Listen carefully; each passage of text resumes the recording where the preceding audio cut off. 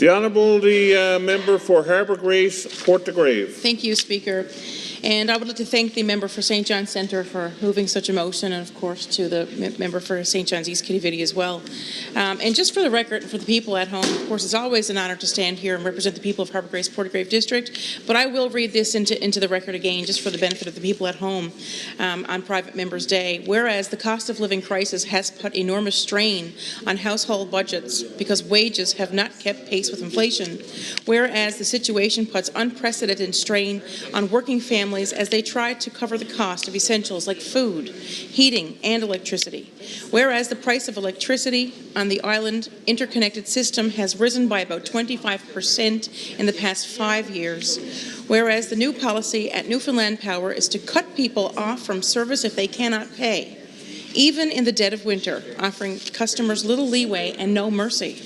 Whereas the majority of executive pay at Newfoundland Power comes from the money paid directly by consumers.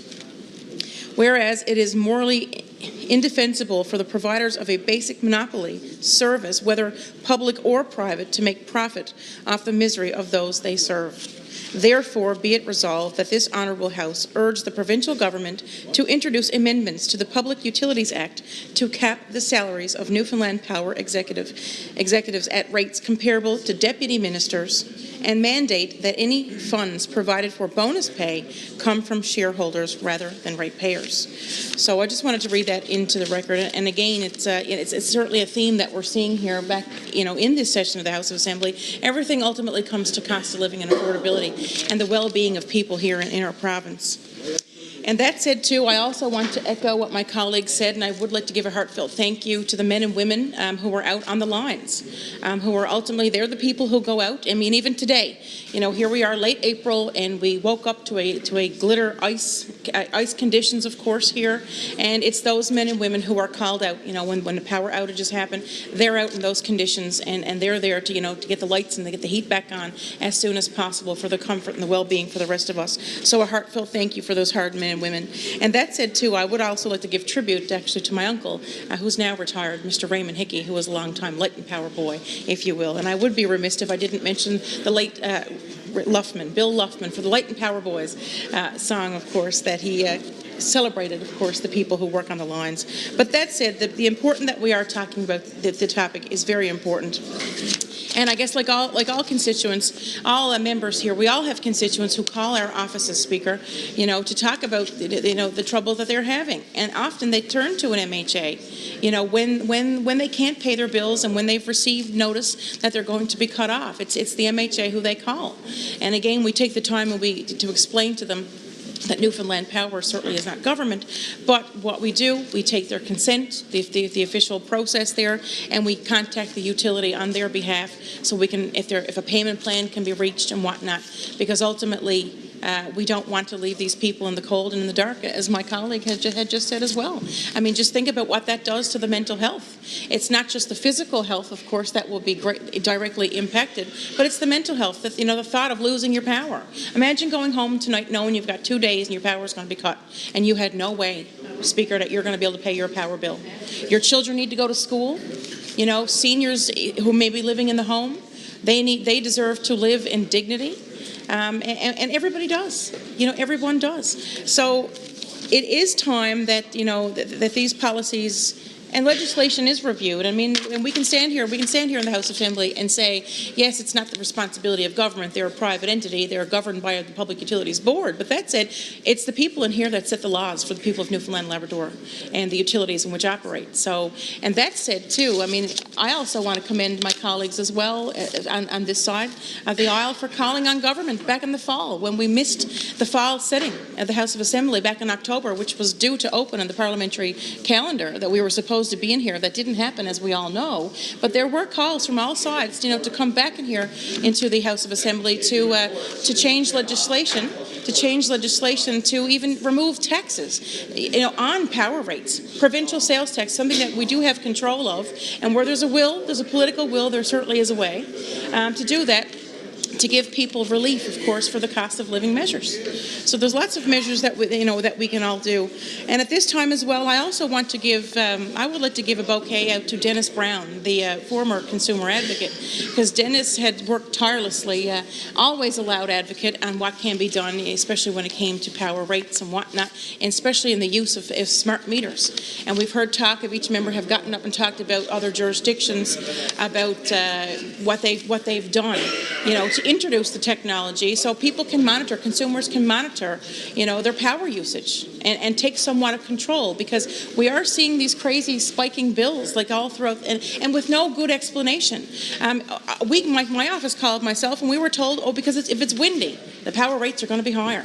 And constituents have called me, and they've told me that that's what they've heard as well. For example, I have a constituent who called me. He has a number of properties, and one property was vacant for a number of months. Again, yes, the power was kept on, if you will, but there was no usage happening in the home. It wasn't occupied. The dwelling wasn't occupied, but yet he received a bill for $700 with no explanation. And again, he has to pay that bill. There's no one coming in here to say, okay, that's not right, you should have to pay that. That's not just. We know that's not what's happening. So it is time for change.